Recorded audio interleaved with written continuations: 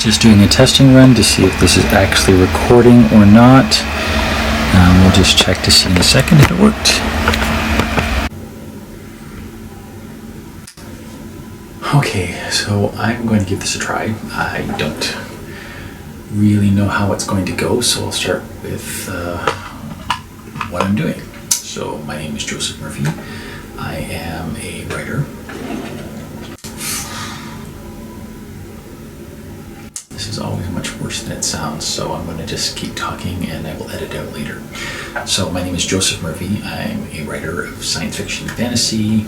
Until a few months ago, until a month ago, I was a owner in a publishing company. And I realized that I was not focusing my life the way that I needed to. Get rid of that. That's not going to work. So I'll just start with, what is this thing? What am I doing?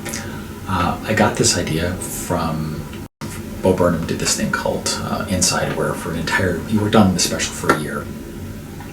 So I've had that kind of in the back of my mind about doing something like that, and I didn't want to do the exact same thing he did because it just didn't seem. It seemed like if I had done the exact same thing he had done, I had kind of missed the point of the special. So I kept thinking about what is important to me. So for the last year, I've been kind of thinking of this thing that I was going to do, and I'd been planning for, again, about a year. I was going to take, so starting about last year, I said, I'm going to make a plan to really focus on my career. I haven't written for a long time.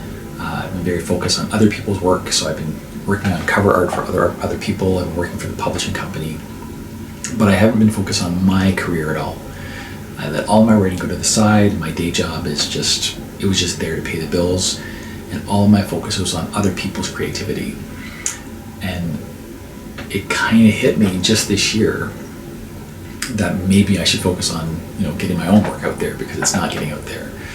And I'm watching other people get, recognition for their art, but not really for me for mine. So starting about last June, so June of 2021, I started to cook up this idea of what I wanted to do. And I didn't want to do the old stuff anymore. I didn't want to continue on with fantasy. I've got a couple of series that I need to finish, but I just wasn't feeling the passion anymore. And because I wasn't feeling the passion, I didn't do the work. Because I didn't work on that, I didn't work on anything. So I had to find out, what am I actually passionate about? And then I got COVID. So in January of 2021, this is before the vaccines were available, I got very sick. I was in bed for about 3 months, not able to really get out. It took me about 6 months before I could walk properly. But the worst part about it was I lost my mind. And losing your physicality and being able to do stuff is one thing, but I had no memory of anything. I would look at a pocket and be confused several times, where I'd look at a pocket and think, I don't know what this magic is. My memory was gone, and it was not really a memory. It was my ability to recall. And it got even weirder because I could not remember things that had happened 3 seconds ago, but my long-term memory became super, super clear. I could, without even closing my eyes, I could be back in my bedroom when I was 5 years old, and I was looking out I can very clearly see standing on the bed to look out the back window, to look at my dog Mickey, who's tied to the back, this little dog house that's supposed to keep him in place. And I hadn't thought of that for about 30 odd years. But just suddenly, boom, it was there. So I started thinking about memory. And what is memory? The other part of that is I got really stupid with COVID. My brain didn't function, and I had to basically rebuild my neural pathways. Keeping it simple, neural pathways for something, you can look at a hot stove and you know not to touch it because your memory says not to touch it. But when I looked at a hot stove, it was like the very first time I'd ever seen it because I couldn't recall anything. Long story short, what does it have to do with now? I decided last year that I was going to write a serious novel, a literary novel, something that I'd never done before. I always thought they were pretentious, and they kind of are, but I kind of got this feeling like maybe I should take myself seriously. And the work that I put out, I love, it's fun, but I realized that if I died and that was my legacy, I wouldn't feel like I'd given my all. I haven't tried. I should say that differently. I'm looking at them now as an artist now, with the skills that I have now. At the time I wrote them, I believed fully that they were the best that I could accomplish at that time. And that's probably true. They were the best that I could do at this time. I'm capable of more now, which means I probably should aim a little higher. So, long story, why am I saying this? So last year I decided that I would plan for about a year, and then in June of 2022, I was going to take kind of a sabbatical from everything, where I was going to just kind of remove myself from the world and focus on just getting this book done. The name of the book was going to be Alien Brain Fog, and the name popped into my head out of nowhere in one of my COVID fits, and I was like, I have to do a book about false memory and how does memory work. And at that point I knew nothing about it because I'm not a scientist. It's never been an area of concern for me. But the more I kept thinking about it, I realized that this is something that I could research, and that if I did the research properly, I could actually put out a good book. And the nice thing about writing fiction is I don't have to have good science, I just have to have plausible science. So that was the plan. And then the plan kept getting bigger, because I realized that there's one thing that scares me more than putting out a book, and that's music. When I was a kid, when I was in my 20s, I spent hours and hours and hours working on these little tape decks and mixing songs and putting track over track and recording vocals. And I recorded about 5 or 6 albums worth of stuff. And this is again back in the 80s when no one could just put out crap. If you wanted to put out music, you couldn't just go on YouTube and release the music. Now you can. So the more I kept thinking about that, and the fact that I almost died in 2021, I thought maybe before I die, I should get that music made. And that terrifies me, because I haven't touched music in over 30 years, something like that. So since I was in my 20s. But I thought now might be a good time to do that. And that's why watching Bo Burnham, his special is just showing the special Inside shows the result of his work. If you go on YouTube, he has Inside Outtakes, which is a really nice gift. It's actually showing authors and artists, like, here's what your rough draft is supposed to look like. It's supposed to be messy. You're going to have to do it a lot of time. The end result looks polished, but that's only because you've done all the stuff. So there's a lot in there, and he's actually kind of showing you how to do what he did. And the more I kept thinking about it, I realized that I have the knowledge, skills, and ability to make music and to make videos. I've done video editing, I've done sound editing. I can do it, it's just I'm terrified of doing it. And I'm a firm believer that everything you want in life is on the other side of fear. Without getting too super meta, I have a tattoo on this arm. And this is of a minotaur, if you can see that properly. It's a minotaur. It's a long story, but it comes from, the inspiration from this is it's a gentleman named Joseph Campbell. And Joseph Campbell was an expert on comparative religion, among other things, but just keeping it simple. I heard him speak in a special called The Power of Myth, and it starts off with this beautiful moment about going into the labyrinth, facing what you think is going to be a demon at the center of the labyrinth, but you end up finding a god, which is a little subtexty English way of in English we like to do a lot of subtext to make it sound really fancy. So what that means is, it is only by going inside the labyrinth and by facing your darkest fear that you get to realize how powerful you are. So I thought the thing that scares me the most of anything is making music and creating videos. So I'm going to do that. And it's terrifying. I'm not told anyone of this. I'm keeping it secret because it feels crazy, it feels ambitious, and it might really flop. Like, it could turn out like I do this for a year and I realize that I'm just not capable of anything and it's just really garbage. But it's worth the risk. And if I do it now, I will be stronger than I am a year from now. And maybe the album doesn't come out next year, it comes out the year after that, assuming the world hasn't blown up by then, because it's not looking super good. Anyway, so I've got those two projects. I have the Alien Brain Fog. That's an entirely serious novel. And putting out music. That is a big deal. And then, a few months ago, another idea hit me. And this is the dumbest idea ever. So, another long story. Back in 2019, me and a group of friends started camping at a gay campground. And the important part of this right now is we couldn't sleep because of this damn bird called a whippoorwill. And it just made this horrible screeching sound throughout the entire night and kept us up forever.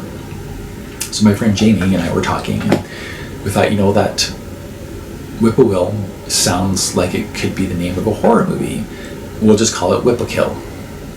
And it was a joke that we carried on for a couple of years. So in 2019, 2020, 2021, we're all joking about this fake book/movie called Whippokill about a serial killing bird. And it was a joke. Until about a month ago, when suddenly, out of the blue, the entire book just came out of my head, and it was a gift. I mean, you might have heard people talk about things that are gifts.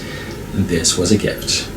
I looked at a person and thought, you know what? This person would be the great romantic lead of a book. And boom, I had everything. Chapters, completely outlined, beginning, end, all the characters, and I just wrote down the outline in about half an hour. That doesn't usually happen for authors.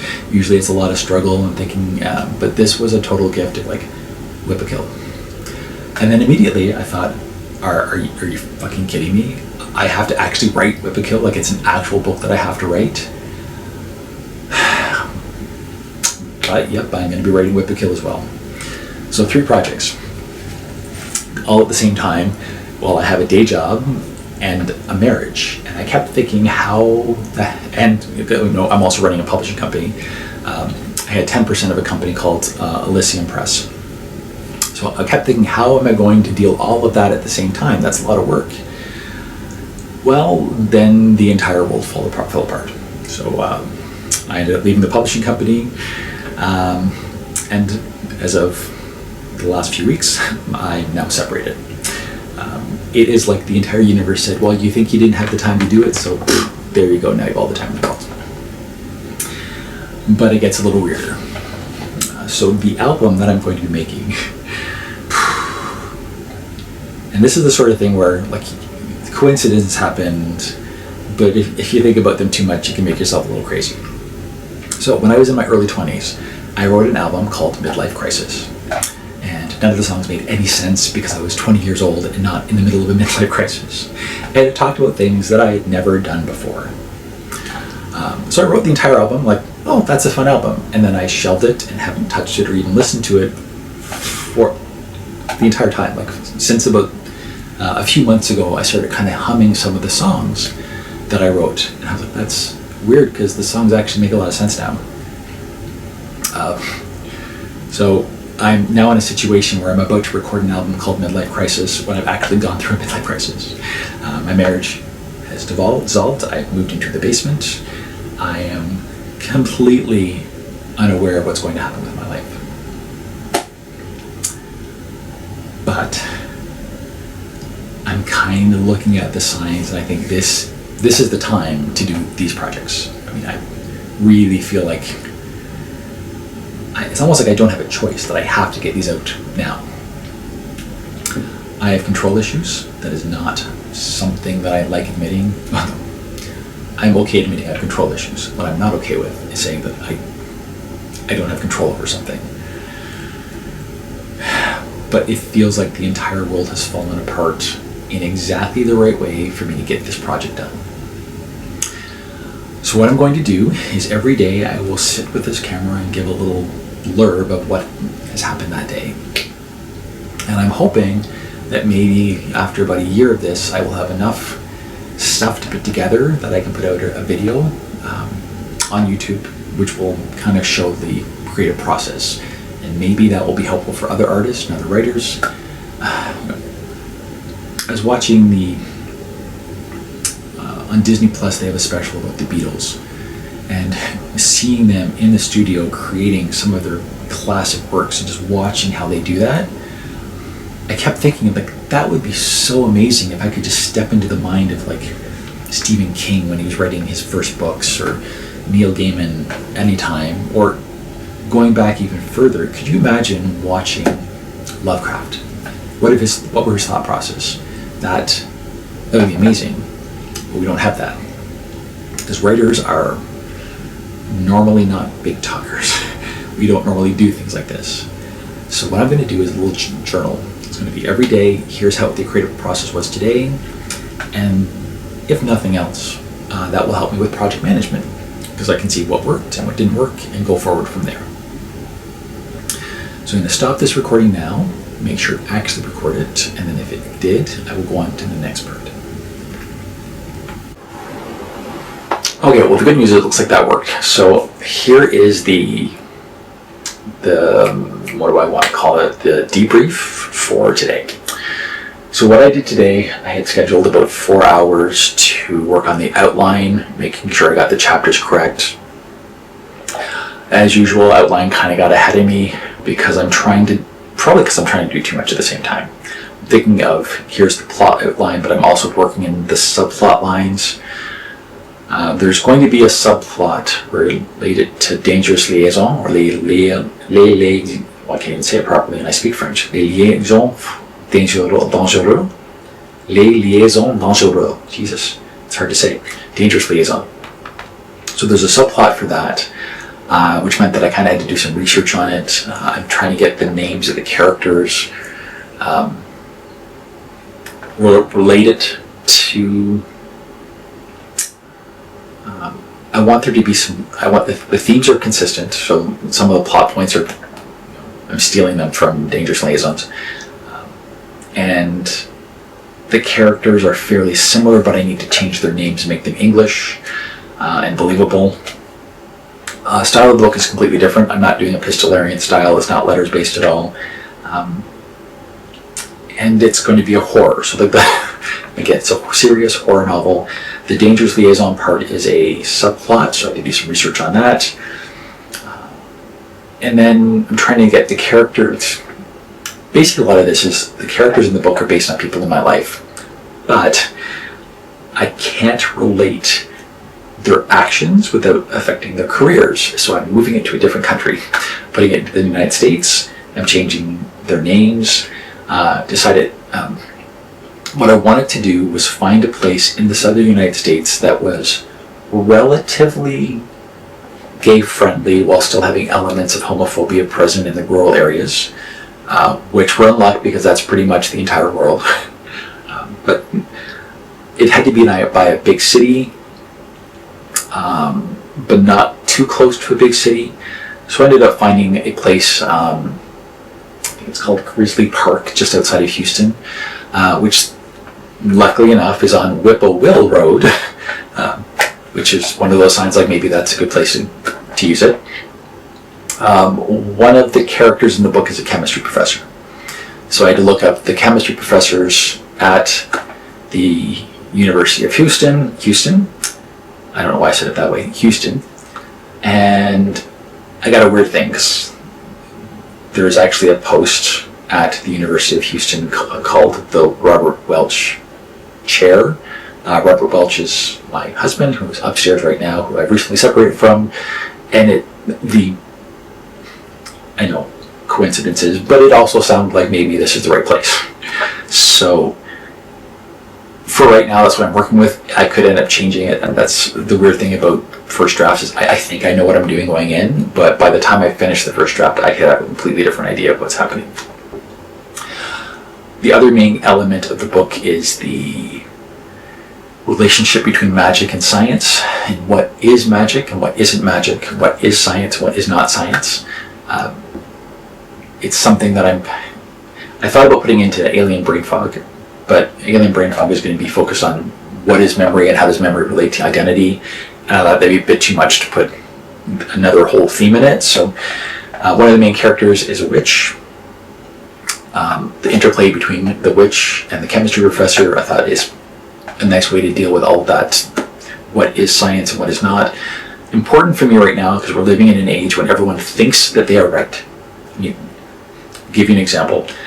In Alien, part of the inspiration for Alien Brain Fog was the Mandela effect.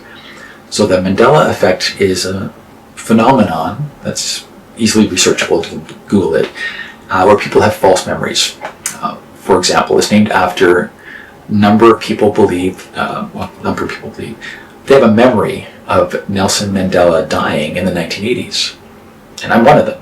I clearly remember watching television and turning to my father said, "Dad, who was Nelson Mandela?" Because we were watching his funeral on television. And my father told me about who Nelson Mandela was and why it was so sad, and this was a good thing that his wife is going to carry on the movement. And then I forgot about it until I saw him on television 10 years later, and I kept thinking, I remember him dying. That's weird. So with the Mandela effect, people believe that there has been a split in reality, that somehow time has altered, where the largest conspiracy is that the super collider at CERN somehow caused a shift that has shifted in reality that has forced us into an alternate dimension. Because that's easier. It's easier to believe that than to think, you know what, I might be wrong. And that drives me nuts. No one is willing to admit that they're wrong. Like, I have a very clear memory of something happening that didn't happen. So there's two ways to look at it. Either I am wrong, or multi-dimensions are possible. I mean, but still there's people that believe the other option is more believable and easier to swallow than just admitting you were wrong. That's relating to science. Because nowadays, living with these COVID deniers and all of these idiots, fucking idiots that think that they know more than hundreds of years of science. Everyone is convinced that they're right, but they have no idea what science actually is. So I wanted to do something about what is science and what is magic, because I believe magic exists, but I think people don't really. When I say magic exists, I don't mean that I can hop on a broom and fly around the room. That would be great right now with gas prices as they are, but that's not how magic works. So I'm going to talk about what magic, in the view of Aleister Crowley, had this idea of what magic was, and that's what I'm going to go with. What is high magic, and what does it mean? A little bit of a spoiler. What used to be called magic is now just called the power of positive thinking and the law of attraction. That's what magic used to be. So I'm going to talk about what that is and how it relates to science and what is art, because writing is kind of a science and kind of an art, and that's also something that's going to work through there. So as you can see, this is like the sort of stuff that I didn't deal with my fantasy books. I didn't deal with any of the. I focused on plot and character.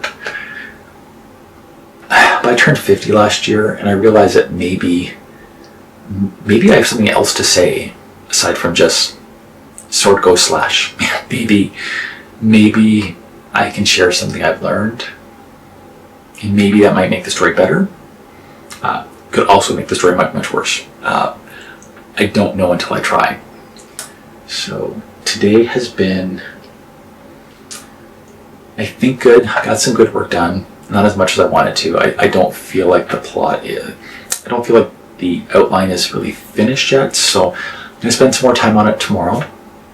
But but I have enough to get started. So after supper, I'm going to jump into actual writing, and I will come back later and let you know how the writing went.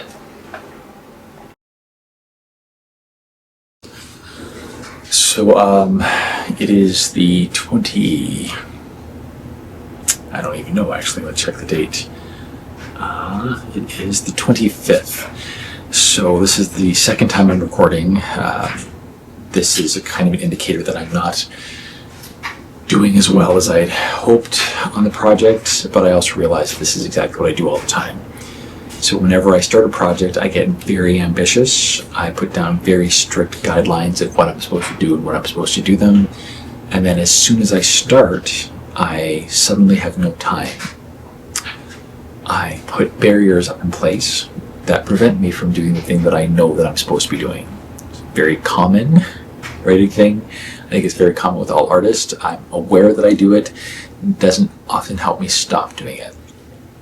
So for example, over the weekend I had a lot of what should have been free time, so I went out on dates. I went on dates with people that I don't know, and I just hit the ground running, and I had fun. Not that kind of fun. I'm not ready for that kind of fun, but it was just nice to get out and be a person that is not part of a marriage. I'm not part of a thing. I'm just myself. I think that's been important for me because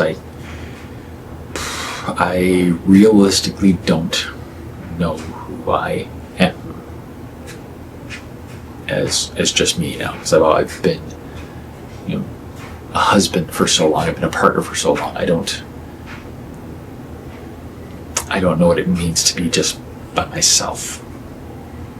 But then, as soon as I say that, I'm like, no, it's not true, Joe. Because if I look at it closer, I realize that I've actually been kind of by myself for a while, and that thought is what keeps me up at night. It's like, how did I get to a situation where I allowed sidetrack? This is again what I do. As soon as I start talking about writing, immediately let's put up something else, anything else to talk about aside from my writing. So getting back to the project, realistically, I was probably over optimistic about my ability. That's the dryer. I was over optimistic about my ability to actually handle my shit when the entire world was falling apart around me. I shockingly needed time to deal. So I've been kind of dealing just by,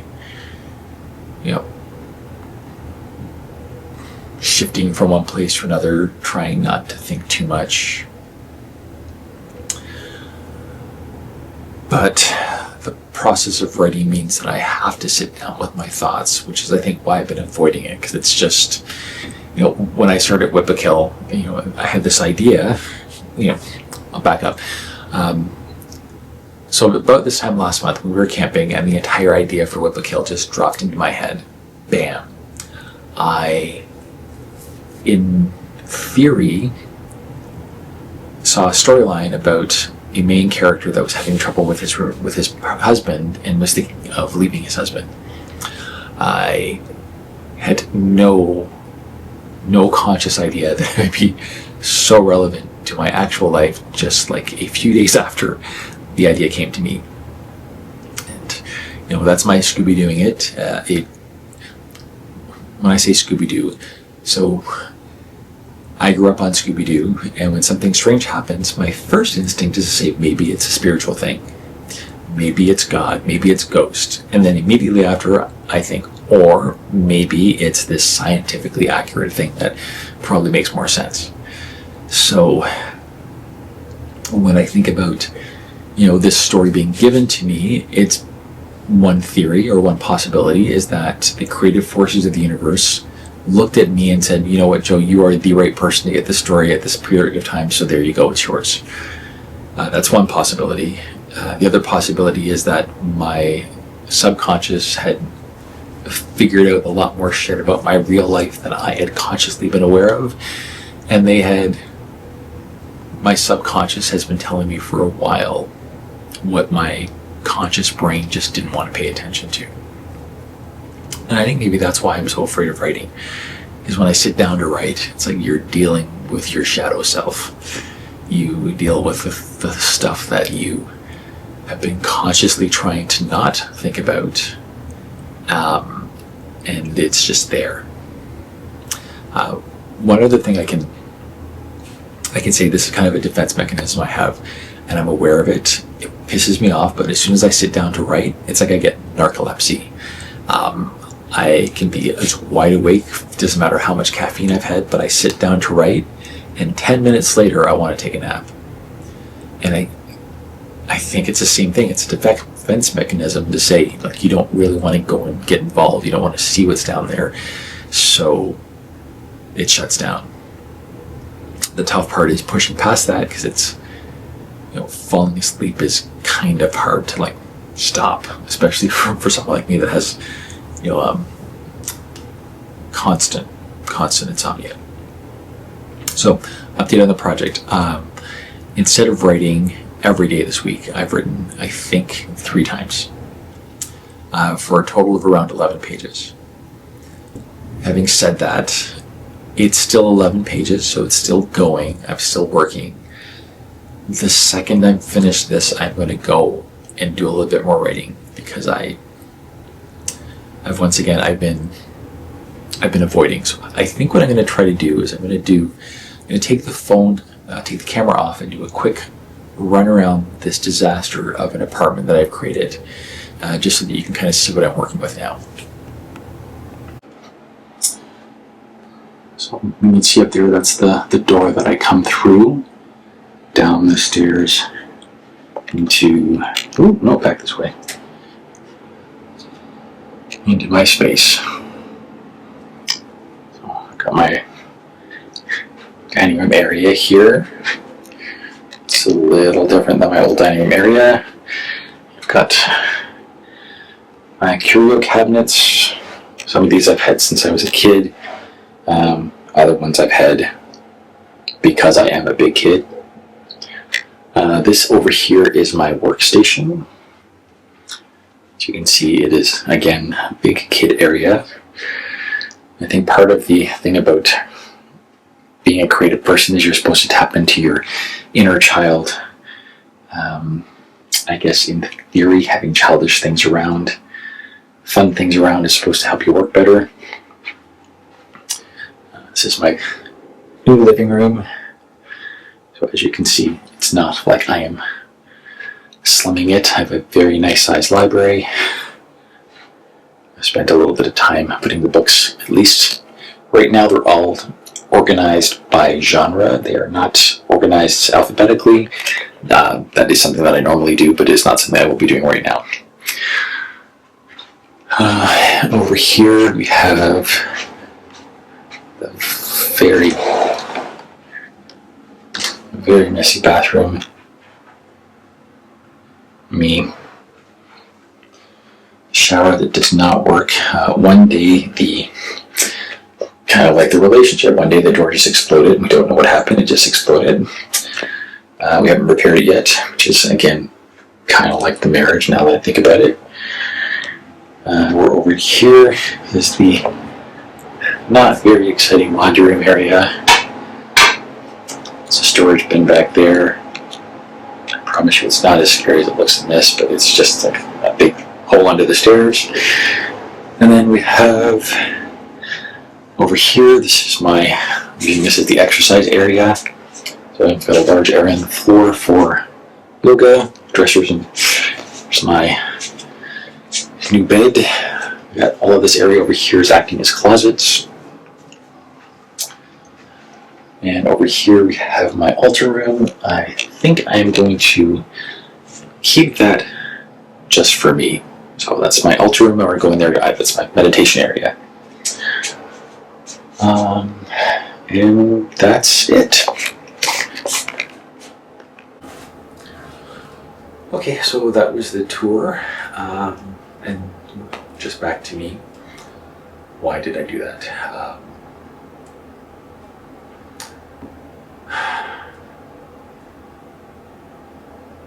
Why do we record stuff?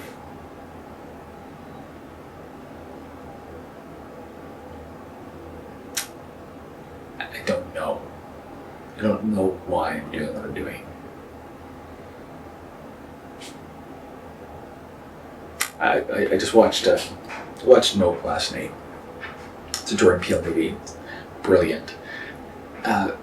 One of the things I got from it was I kept watching these people that were putting their lives in jeopardy just to get the right picture, just to get something extraordinary on film. And there's one part in the movie where they make fun of people for doing that, where there's a paparazzi who's like obviously in way over his head and completely clueless. He's like, no, I gotta get the picture.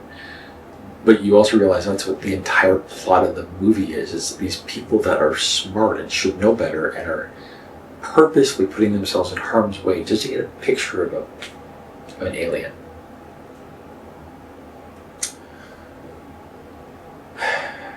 I don't think they actually knew why they were doing it. They just felt compelled.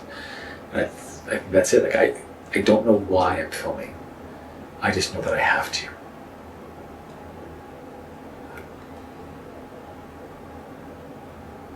Maybe what will happen is, I saw this thing about science. It's in a Ryan Reynolds movie actually, where I got this. And it's a common thing in science, but we don't really think about it for other fields. But in science, the work you do today is highly unlikely to get you recognition today. Like most of the most groundbreaking scientists are usually people that make a discovery and everyone around them says, no, you're wrong. And then they die in obscurity only to be redeemed 20 or 40 years later or 100 years later to say, oh, I guess they were right after all. And I kind of feel it's kind of the same way for art, but with way less recognition. I think what happens with art is I'm going to put something out there that may or may not generate funds. It may or not find an audience. But what it might do is, maybe the only reason I'm doing this is I will put it out and I will piss someone off so much at how bad the quality is, or how badly I've done at this, that they're going to say, you know what, I can do better. And maybe that will be their impetus to get out and do their own thing. I'm trying to get to a point in my life where it's hard for me because I always have to know the why for everything. And I think for art, sometimes it's just create the art because the art has to be created. And I have to tell you, I'm not okay with that answer. It doesn't make sense. Like there should be a purpose for things.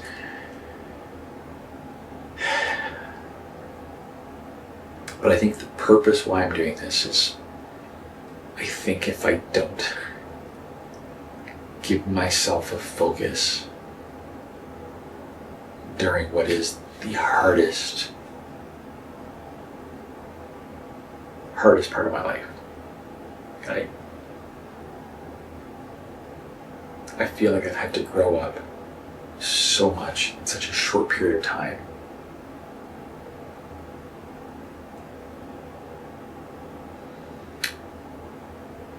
I think if I didn't have projects to work on, I would probably choose more self-destructive paths.